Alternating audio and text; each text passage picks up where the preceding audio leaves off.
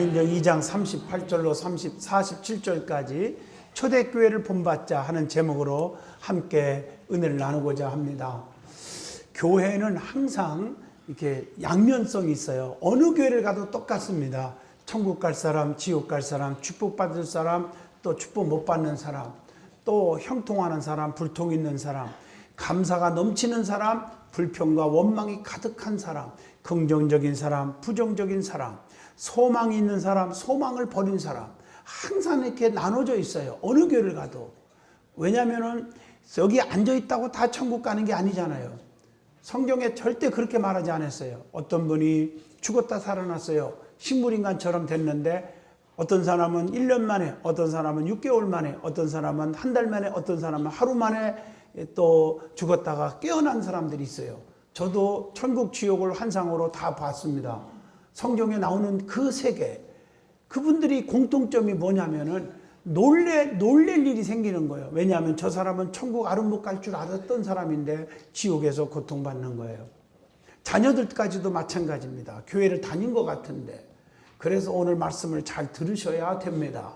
그래서 항상 교회는 양이냐 염소냐, 긍정적이냐 부정적이냐 이렇게 갈라져 있는데, 오른편에 섰느냐 좌편에 섰느냐 갈라져 있는데 우리는 어떤 종류의 신자가 되렵니까? 특별히 교회를 두 가지로 나눈다면 두 가지 종류가 있다고 그래요. 교회를 등록을 해놓고 등록을 했기 때문에 습관적으로 교회에 다니는 사람이 있어요. 또 두 번째, 교회를 다니면서 성령 충만 받아서 다시 거듭나가지고 새 사람이 되어서 구원의 확신을 가지고 주님의 영광을 드러내고 살아가는 사람이 있습니다. 전자를 가리켜서 교인이라고 말하고 후자를 가리켜서 신자라고 말합니다.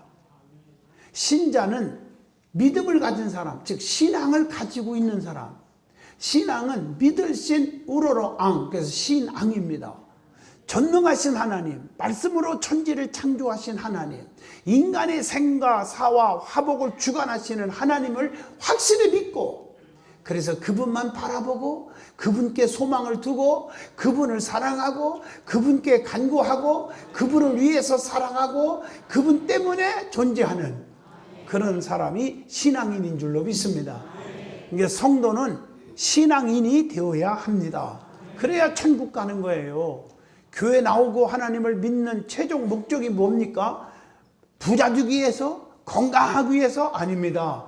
지옥에 가지 않고 영생을 소유하는 거예요. 그래서 마지막에 천국 가는 거, 이게 예수 믿는 목적이고 교회 나오는 목적이 되어야 합니다. 천국은 누구나 다 가는 것이 아니라고 성경에 말합니다. 예수를 믿고 그분을 만나고 성령 충만하여야 가요. 그래서 요한복음 3장 5절 말씀처럼 성령 충만해서 거듭난 사람이 하늘나라에 들어갈 수 있다, 그렇게 말하고 있어요. 성령 받고. 그래서 여러분 행복축제를 하는 거예요. 여러분들 가족들을 구원해야 됩니다. 이웃을 구원하여야 합니다.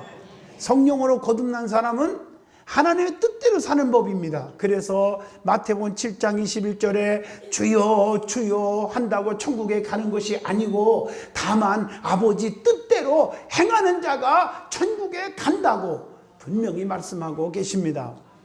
오늘 본문의 말씀은 무슨 말씀이냐면, 이 초대교회의 성도들이 성령 충만 받아서 거듭난 모습들이 있는데 그 모습을 말씀하고 있습니다.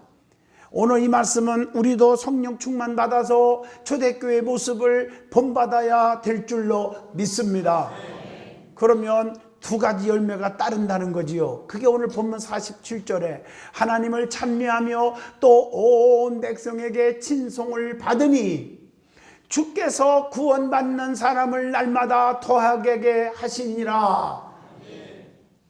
두 가지죠. 첫째, 성도들의 삶이 달라지는 거지요.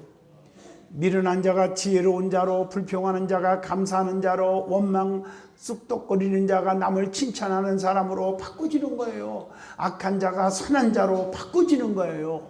두 번째, 그래서 구원받는 자가 날마다 더해가더라 하는 말은 여러분 때문에 내 구역이, 내 지역이, 내 찬양대가, 내 학생들이 더 늘어나는 거예요. 부흥되어 가는 거예요. 그래서 오늘 본문 중심으로 초대교회를 본받자 하는 제목으로 은혜를 받고자 합니다. 이 말은 첫 믿음을 회복하자, 첫사랑을 회복하자, 처음에 구원의 감격, 주님을 믿을 때 그 기쁨을 다시 찾자. 이게 초대교회로 돌아가자는 거예요. 초대교회는 어떻게 해서 성령 충만을 받았습니까? 어떻게 해서 초대교회가 활발히 움직이는 부흥하는 교회가 되었습니까? 첫째로 예수님의 말씀을 붙잡았습니다. 사람의 말을 붙잡은 게 아니라 예수님의 말씀을 붙잡고 사는 거예요. 사람의 소리에 귀를 기울이니까 나중에는 달콤한 것 같아도 상처받고 실망하고 시험에 빠지고 주님을 버리게 되는 거예요. 우리 예수님께서 부활하신 후에 승천하실 때 마지막 부탁하시고 명령하시고 약속하신 말씀이 세 가지가 있어요. 그게 사도행전 1장 5절, 내가 너희에게 성령을 보내줄 테니까 성령 충만함을 받으라, 이렇게 말씀했어요. 시험의 올무에 빠지는 거예요. 그래서 우리는 성령의 충만함을 받으라, 이렇게 말씀한 거예요. 두 번째, 성령을 받으면 능력을 받게 되는데 사도행전 1장 8절, 예루살렘 온 유다 사마리아와 땅끝까지 이르러 내 증인이 되라. 예수님을 자랑하고 살아라, 전도하고 살아라. 그래서 행복 축제를 하는 것입니다.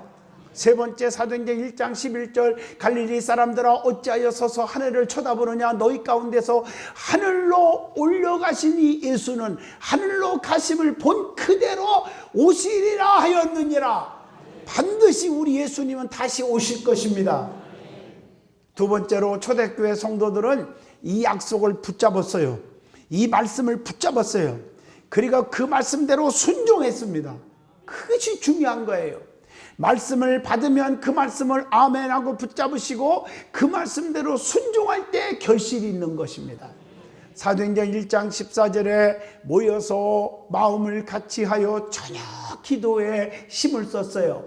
기도에 힘썼더니 그 결과 약속이 이루어진 겁니다. 즉 성령의 충만함을 받았어요. 사도행전 2장 1절로 4절에 불이와같이 갈라지는 성령, 급하고 강한 바람 같은 성령이 불어오더니 성령의 말하게 하심을 따라 다른 방언으로 말하기를 시작하니라. 성령의 바람이 불어온 거예요. 그랬더니 성령 충만 받으니까 변화가 일어났고 교회가 성장하기 시작한 거예요. 그게 오늘 본문 47절의 말씀입니다.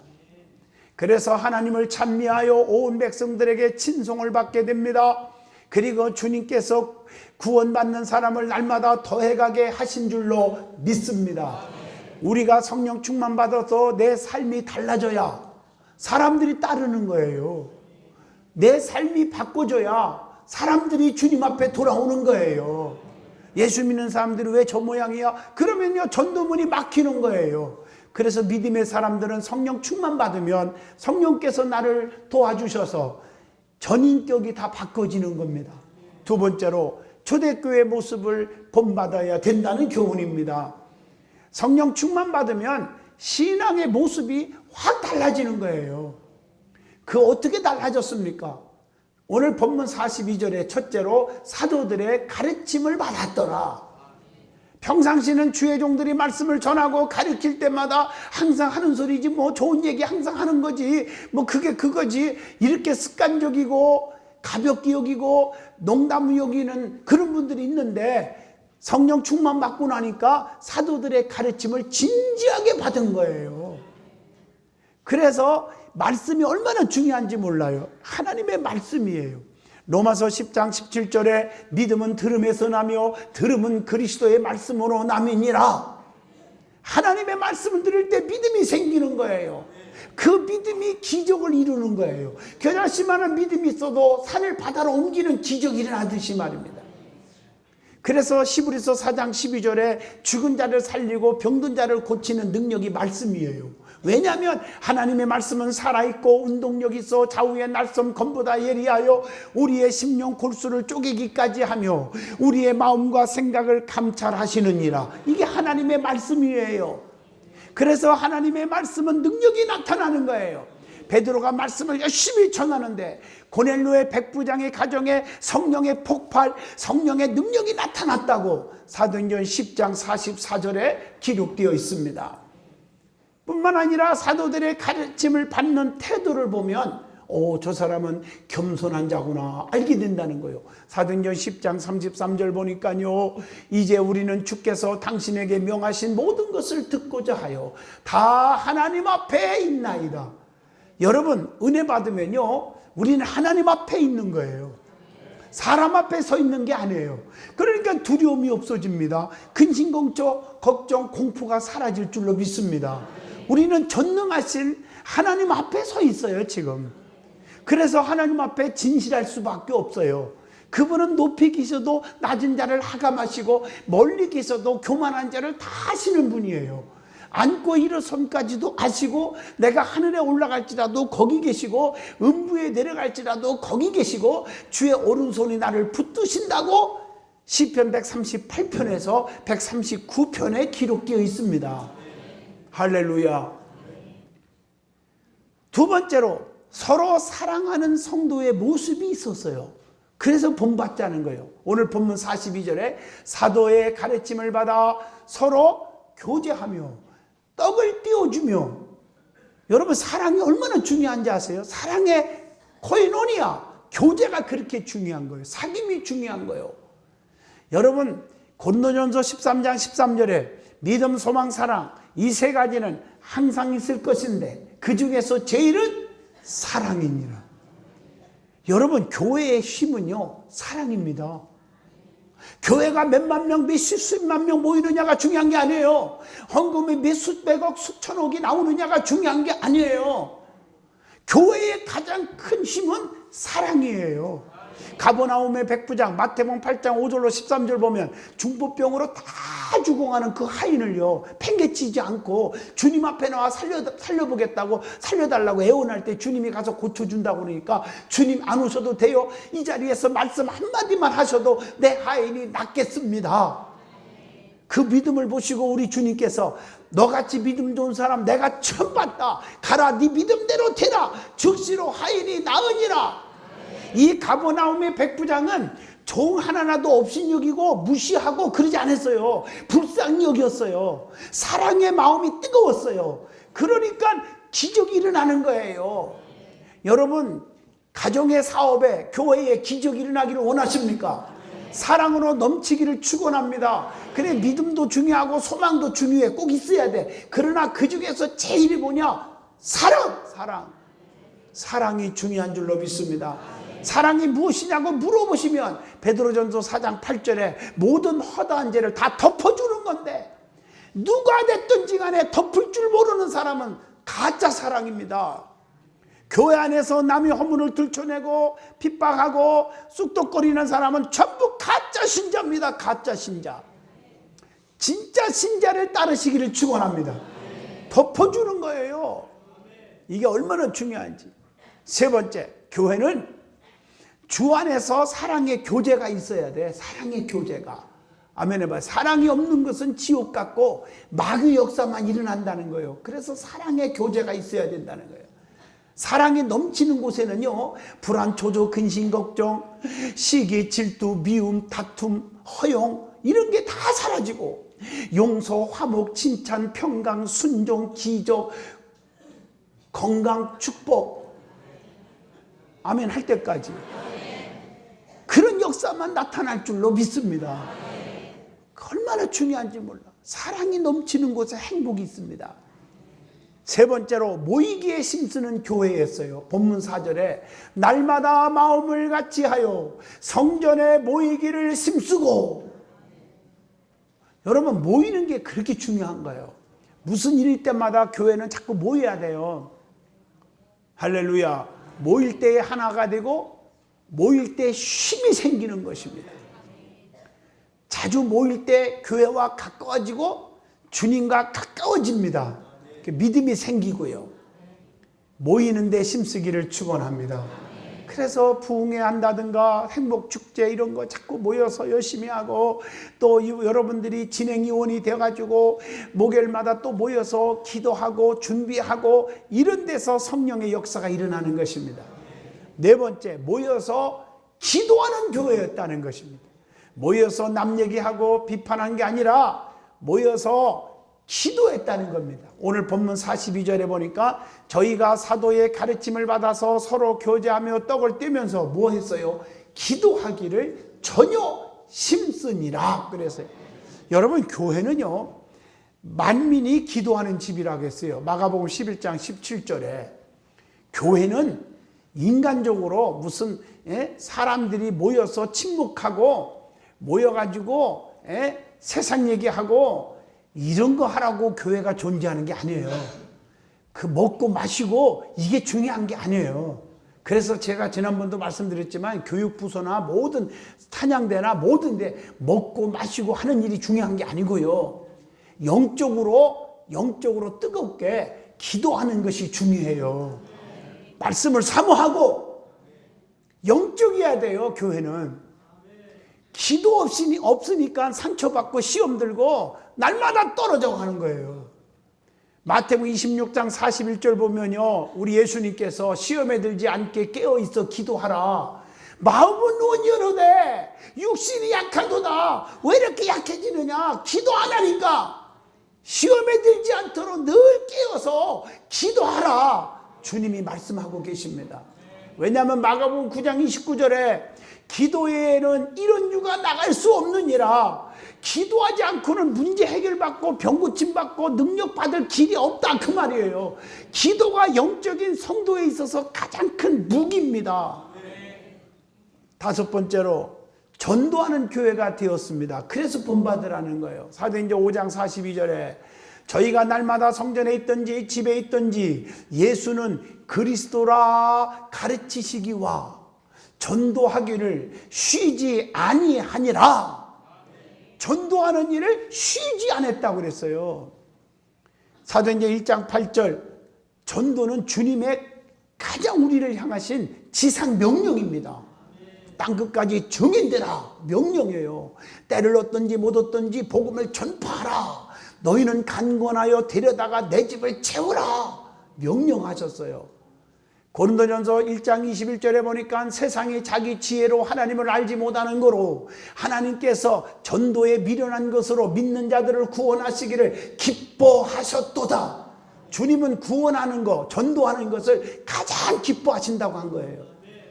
누구를 제일 기뻐하느냐? 복음을 전하는 사람들, 입만 열리면 예수 자랑하는 사람들, 이런 사람들을 주님이 제일 기뻐하신대요.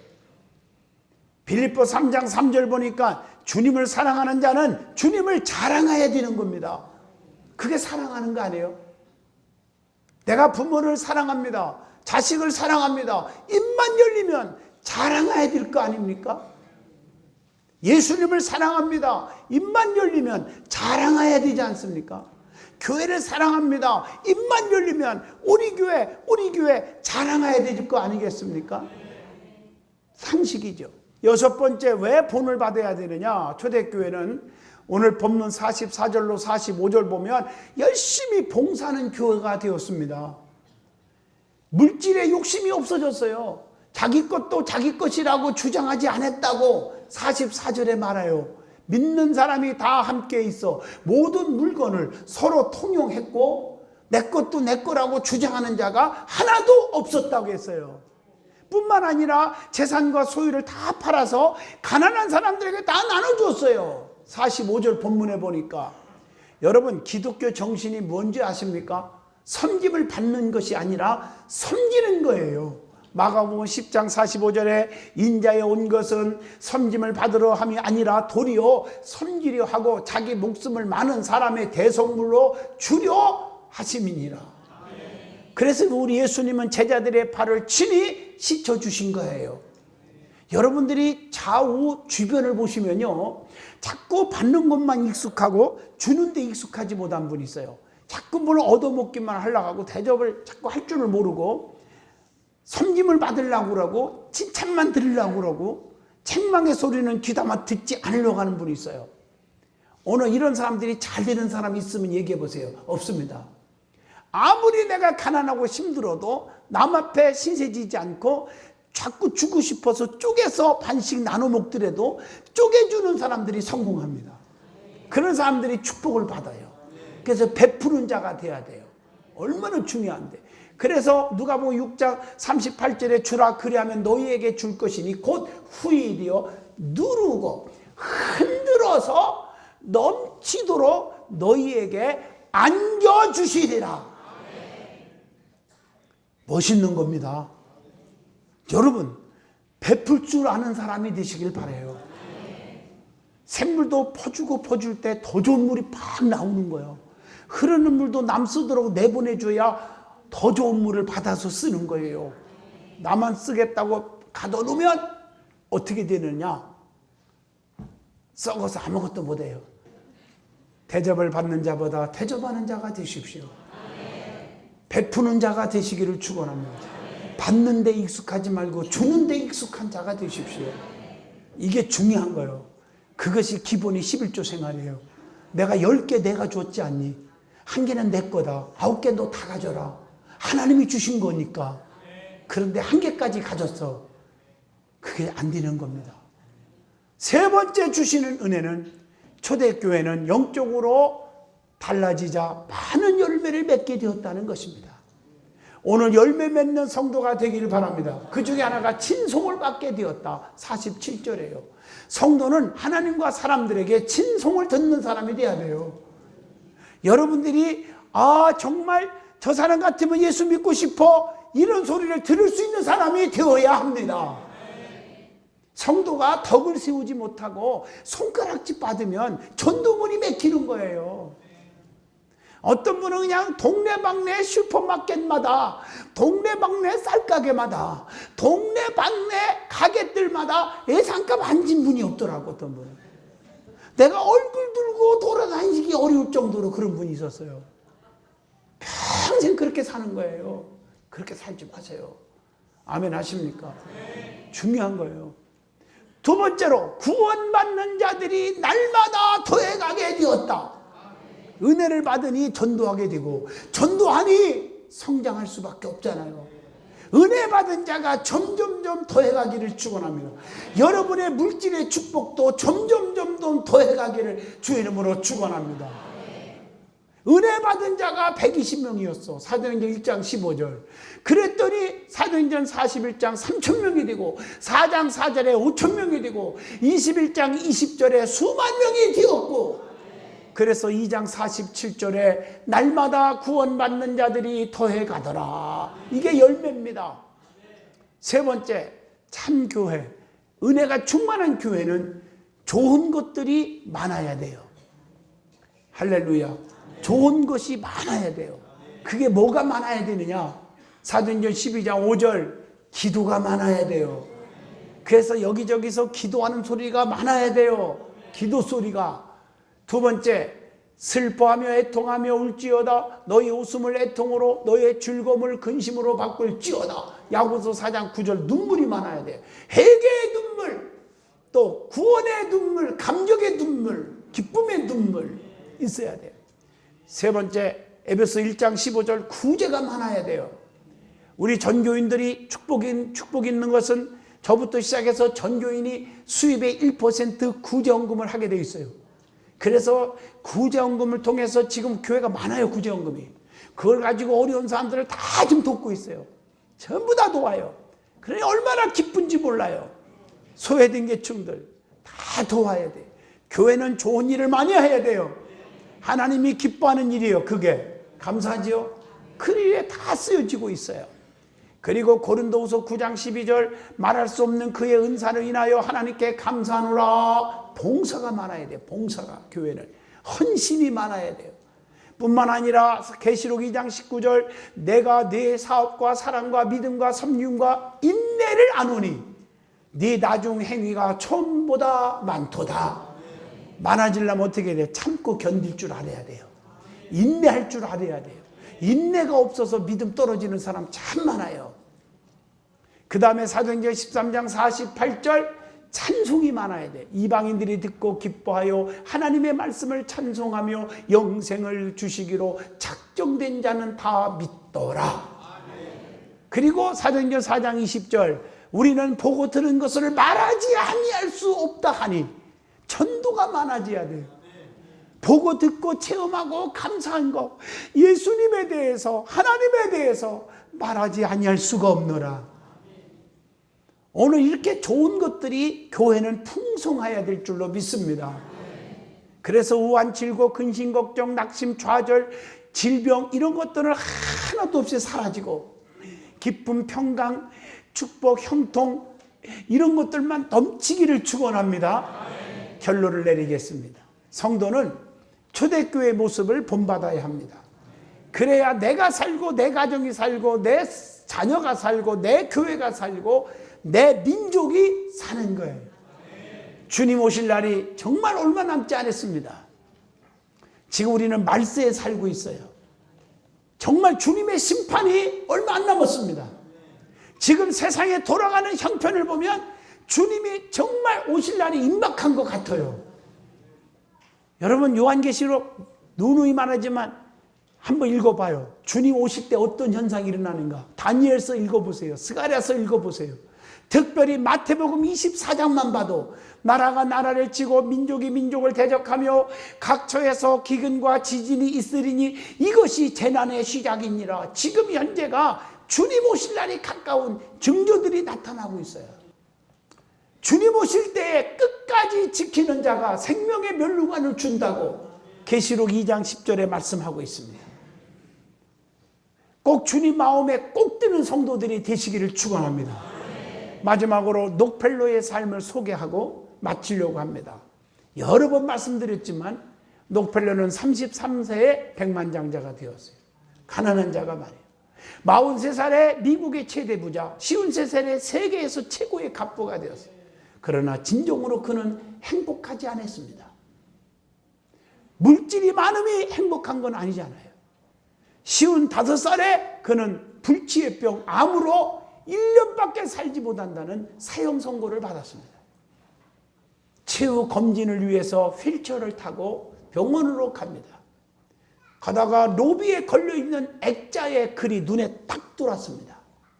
주는 자가 받는 자보다 복이 있다.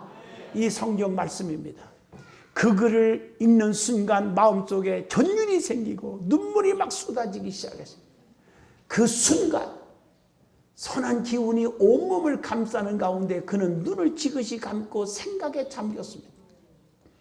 그런데 조금 후에 시끄러운 소리가 막 정신없이 막 들려오는 거야.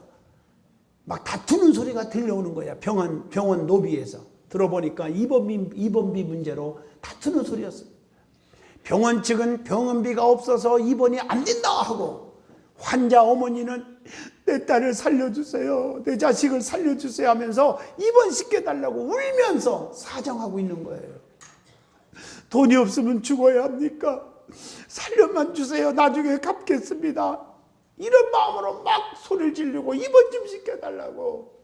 녹펠러는요 그 소리를 듣고 비서를 시켜서 병원비를 다 지불하고, 누가 지불했는지 아무도 모르게 하라.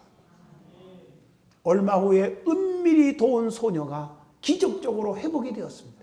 그 모습을 조용히 지켜보던 녹펠러는 얼마나 기뻤는지 행복했는지, 나중에는 그의 자서전에서 그 순간을 이렇게 표현하고 있습니다. 저는 살아가면서 이렇게 행복한 삶이 있었는지를 몰랐었습니다. 내 삶의 최고의 행복한 삶이었습니다. 그때 그는 나눔의 삶을 살도록 살겠다고 결심을 합니다. 그와 동시에 신기하게 그의 병도 다 사라져 버렸습니다. 그 뒤 그는 98세까지 살면서 선한 일에 힘썼던 그 유명한 록펠러라는 사람입니다. 베풀고 사시기를 축원합니다. 하나님 앞에 드리고 성도들을 위해서 베풀고 어려운 자들을 베푸는 사랑의 성도들이 되십시오.